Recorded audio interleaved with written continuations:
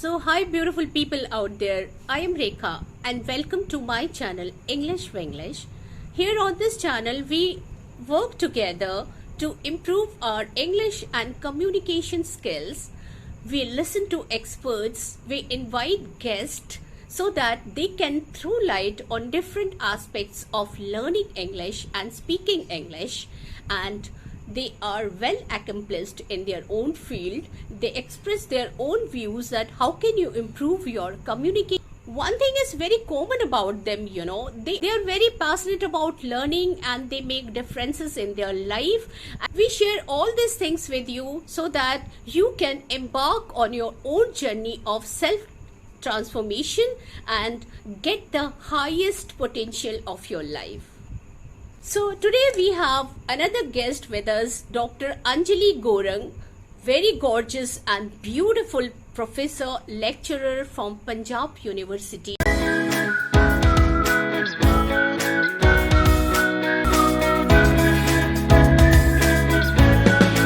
Hello, Yeah. ma'am. Hello, ma'am. Hi. Much. How are you? I'm also fine, ma'am.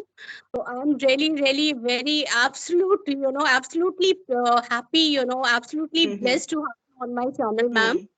Hmm. So Mm-hmm. welcome to my Um, channel. I think I'm equally delighted to be here. Thank you so much for sharing your platform with me and to give me this opportunity to speak on my favorite genre, which is English.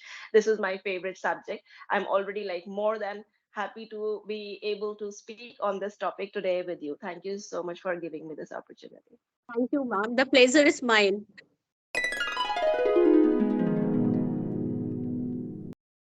So, ma'am, I'm going to take a deeper dive into your life. Yeah. So, just Yes. can you share your journey of life, and Mm-hmm. what you are today? How did you get here? Right. That Yes. my Yes. the young people, Mm-hmm. those who are joining it, they are getting into Mm-hmm. this kind of conversation. They get benefited Mm-hmm. by your, the Yes, experience of yes, life. yes, So, please share yes, your, yes, yes, definitely. yeah.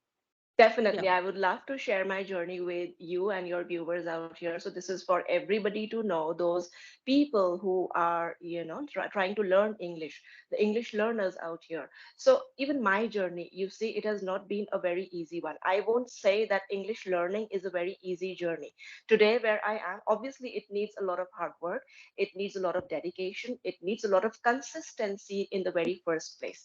Okay, so practice is the first thing where you cannot which you cannot take for granted at every single any point whatsoever. So today, if I look at myself where I am today, I call myself as an English senior English educator and a language and communication skills trainer. Obviously, the journey has been a bit cumbersome, but yeah, I think it deserves all of that hard work to be able to reach to this position today.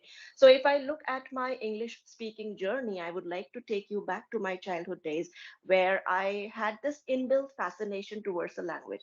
Where when I used to read my English books, I still remember even before the teacher used to do a particular story or a particular play in the class, I used to read it before. I used to sit in the class.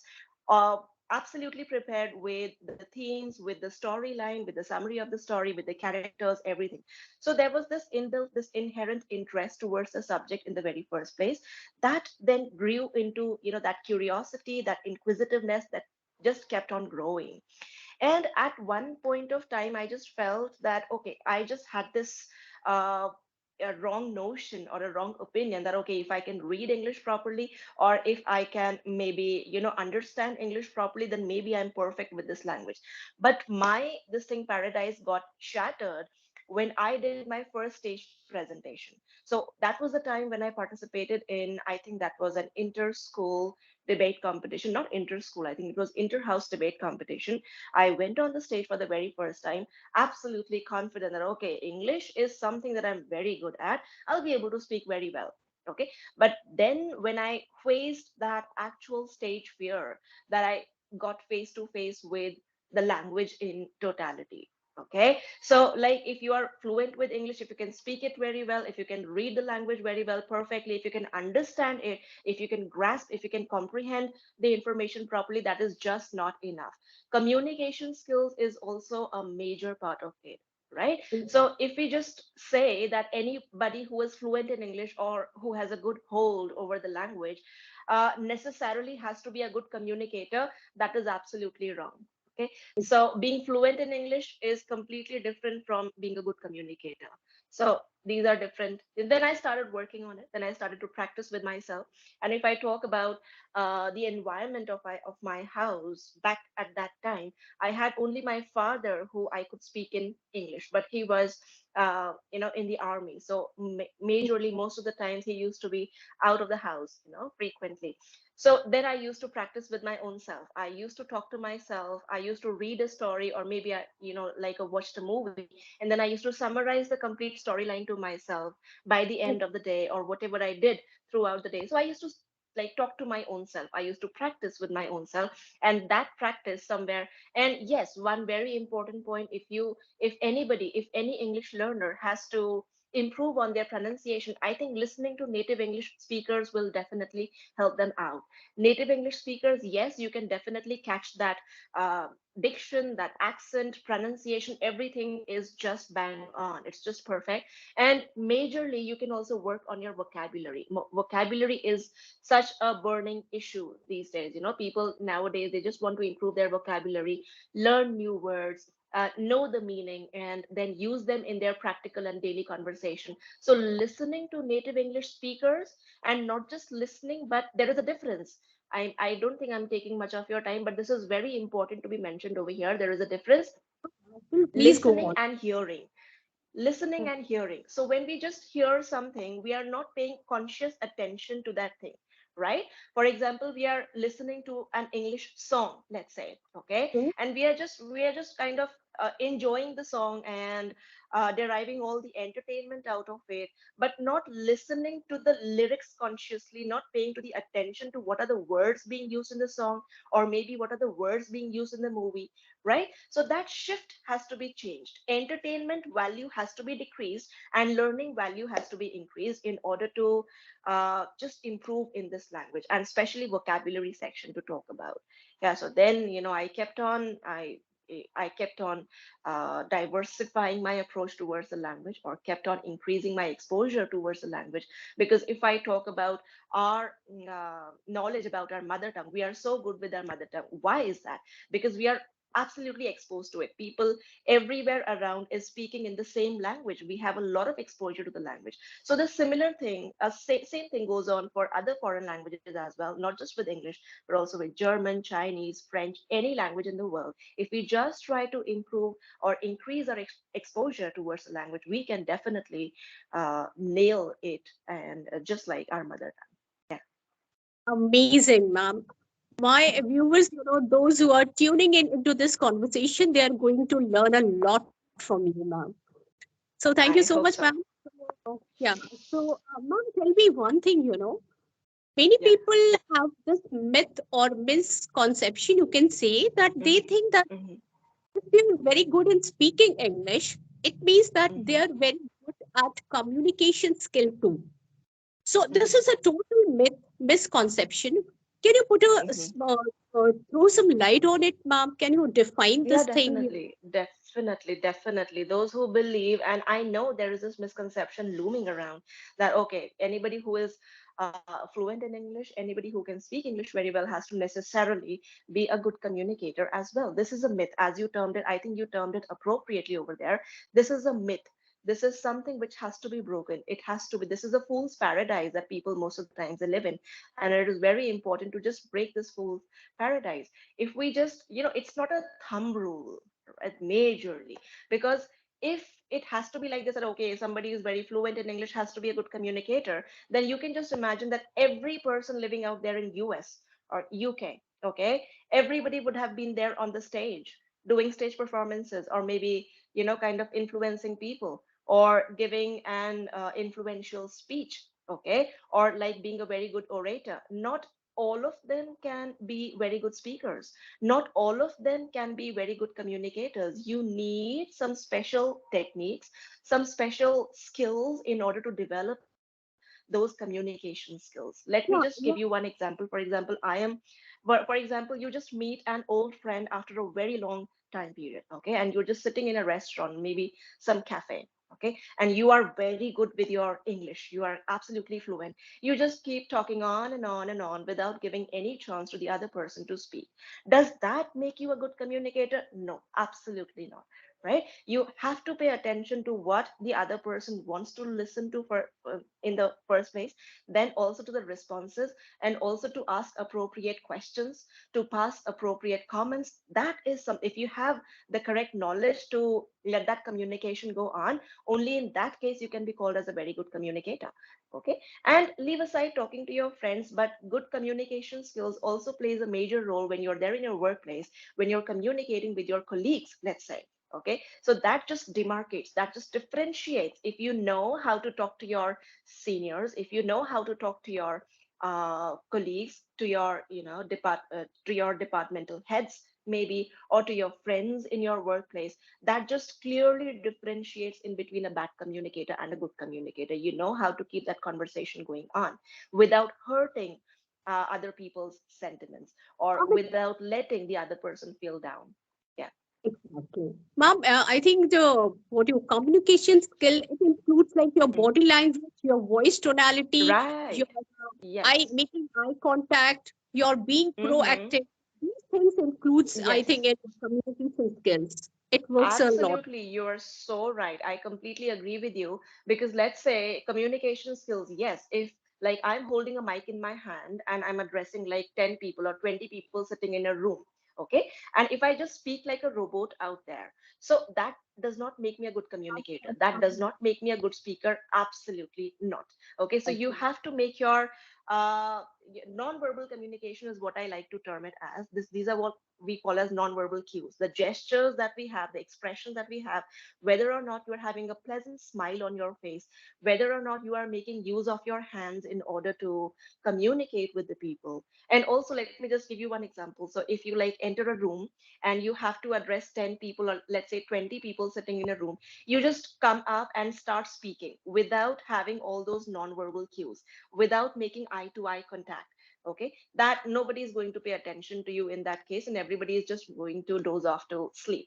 Okay, that is what, so there's clearly different. If you know how to make that bonding, if you know how to make that contact, you can absolutely be called as a good speaker and also as a good communicator. So body language, expressions, smile, whether or not you are trying to understand what the other person wants to listen to, okay, without vehemently just going continuing to talk about what you want to speak to.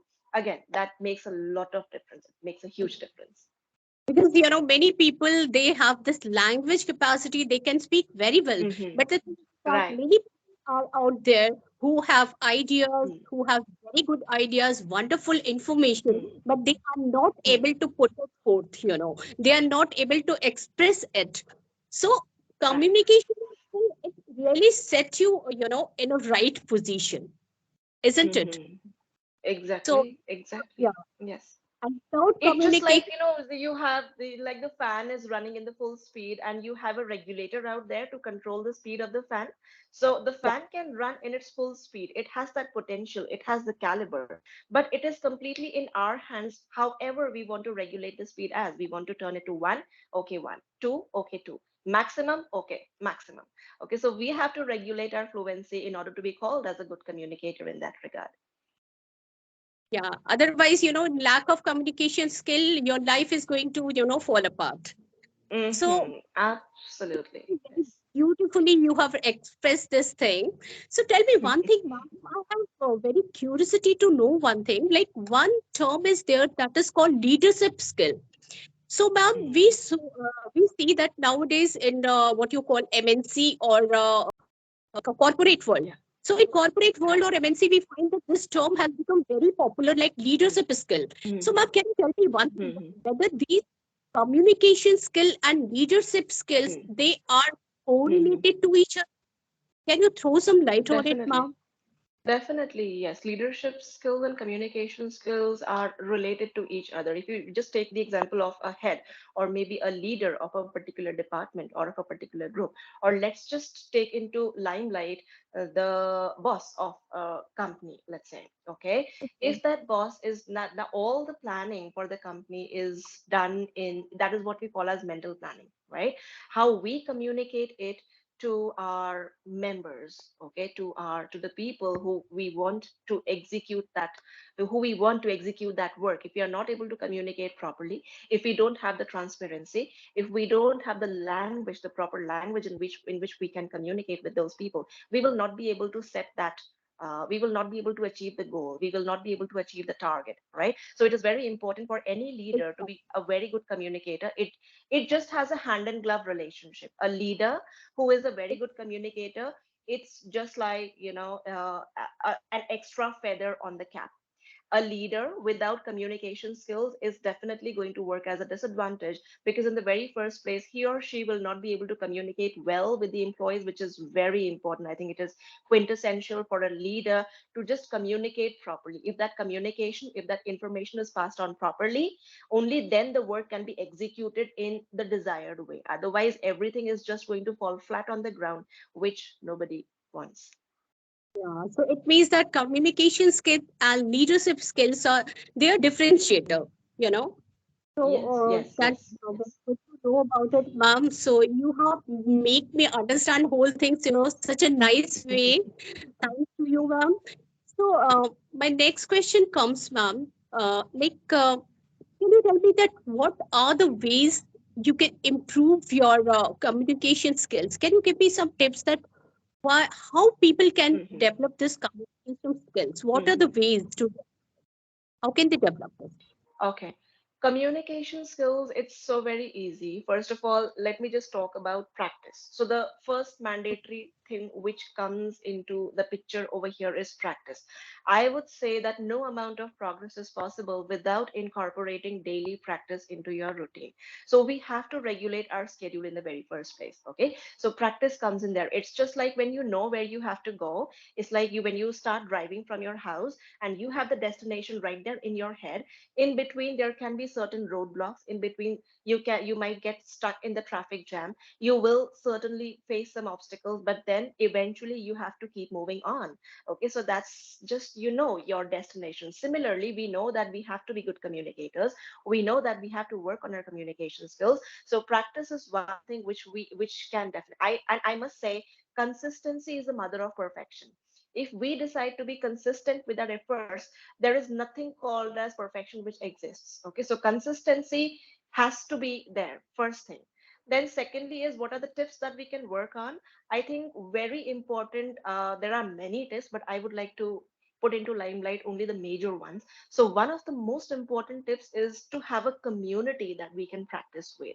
Okay, again I would like to put, in this way, if we want to work out, let's say, or if we want to, yeah, let's just take the example of workout. If you Sorry, want to ma'am, I'm exercise, interrupting you right obviously. here. I'm just interrupting you Yeah, right here. Can you tell me that what are the yeah. ways to communicate with people, to practice with people? Or Mm-hmm. sometimes we find that we don't have partners to speak with, Right. to practice Yes, with. yes. Because Mm-hmm. from the very beginning, if you have not studied in English medium school, so it becomes very Mm-hmm. difficult to cope up with the situation because when you are Right. studying in English medium school, you get everything Mm-hmm. ready on silver platter. But when you are Yes. not getting this early focus or early kind of what Mm-hmm. you call exposure in life, so it becomes very, Mm-hmm. very difficult for you to immerse into Yes. this thing. So can you Right. please Right. put some light on it? So how can we if some you are not getting the early exposure in Mm-hmm. life, so you can Mm-hmm. become fluent in English. So what are the ways? How can you reach to that point, which is called advanced level? So how can you do it, Mm-hmm. ma'am? Please Yes, tell me. advanced level, I think it starts from a beginner level, and beginner level, it starts with practicing with your own self. So, the very first thing is you have to start recording your own voice. Okay. So, Okay. virtual conversations, the very first thing a person can do is, a learner can do is recording their own voice, having virtual conversations with their own selves. Very first thing. When they get absolutely comfortable in recording their own conversations, then they can jump on towards the next step, which is to have a community where they can practice with. Nowadays there is no paucity of communities all around social media. I think we have enough, ample amount of people who are trying to reach the same goal. In Facebook, also, we see so many communities, English speaking communities, which are there, so many groups which are there. So we have like minded people. And if we are surrounded with like minded people, we will not hesitate. So those people who are absolutely obsessed with the idea of perfection, let's say, and those who are scared of being judged, they can join this community, they can join these groups, and they can practice with each other. They can record their videos, first of all, okay, and they can post it in there. So they have the feedback of not just one person, but the feedback of every person out there. First thing, right? Then the second method is to have a reliability partner. Just imagine that if you have a reliability partner with whom you are very comfortable sharing your progress with, and you can just call that person once in a while, okay, like once in a week or once in 2 weeks, whichever frequency suits you the best. You can just call up that person, check on that person whether he or she has been able to accomplish his goals, and then communicate in English with each other. Okay, so this is how you grow your group, your community as well, and this is how you get comfortable with speaking to people who are outside your zone. Very important, we speak to people who we are very comfortable with. We speak to our friends, we speak to our family members, we speak to our colleagues, but these are the people who we are very comfortable with. And I would say that progress comes only outside your comfort zone. So only when we communicate with people who we don't know, let's say who we are not very familiar with, who we don't know in that level that we know everything about that person, try to speak to that person. And for this, you'll have to, I think, explore the social media. You have so many groups where so many like-minded people sitting together, and just have that conversation with them. This will definitely help the learners to then try to reach out to new people as well, and then talk about some new things, obviously. That's really wonderful, ma'am. That's really wonderful. Amazing tips, ma'am. I think my students, my learners, my viewers are going to be, get benefited by your ideas, your ways of expressing things. So, ma'am, it was a really awesome conversation with you, ma'am. I'm really, really happy that my learners Same. are going to learn lots of things from you, ma'am. So, Same here. ma'am, Same here, I think. I hope to connect with you again because I really Yeah. need to know lots of things from you. Hmm. So that's why, I Same here, yeah, ma'am. I think learning is a two-way process. It was not just you and your learners who got to learn so many things, but I also got to learn so many things. So it's like a two-way process going on over here. And it's a matter of absolute delight for me to have this conversation with you today and to be able to speak on this topic, which is, again, my favorite topic anytime. so thank you so Yeah, much, no ma'am, problem. Anytime. for Thank you, this. ma'am. Thank you. And